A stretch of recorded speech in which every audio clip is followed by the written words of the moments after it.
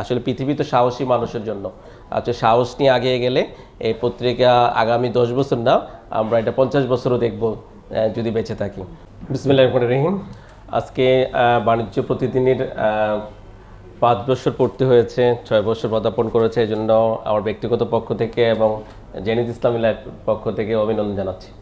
আসলে আমাদের বিজ্ঞ আলোচকবৃন্দ খুব সুন্দর আলোচনা করেছেন।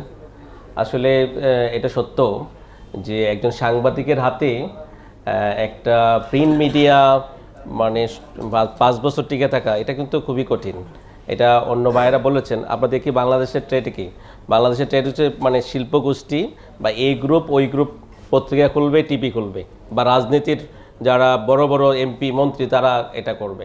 তো সেদিকে কিন্তু এটা একটা ব্যতিক্রম। আমি মনে করি এই ব্যতিক্রম যাত্রাটা আগিয়ে যাবে।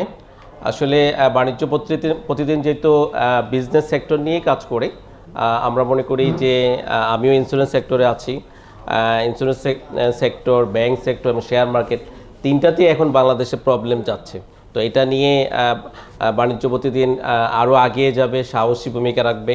এবং ওনারা আমি 5 বছরে আমি দেখেছিও, আমি ব্যক্তিগতভাবেও আমার গিয়াস ভাই আমার খুবই কাছের মানুষ।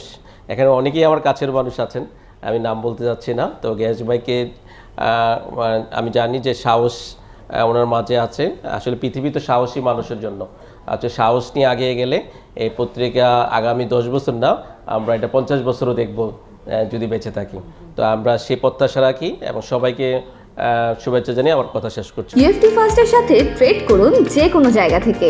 ক্যাম্পাসে ক্লাসের ফাঁকে, ঢাকার জ্যামে বসে কিংবা ঘরে বসে, ট্রেডিং এখন হাতের মুঠোয়।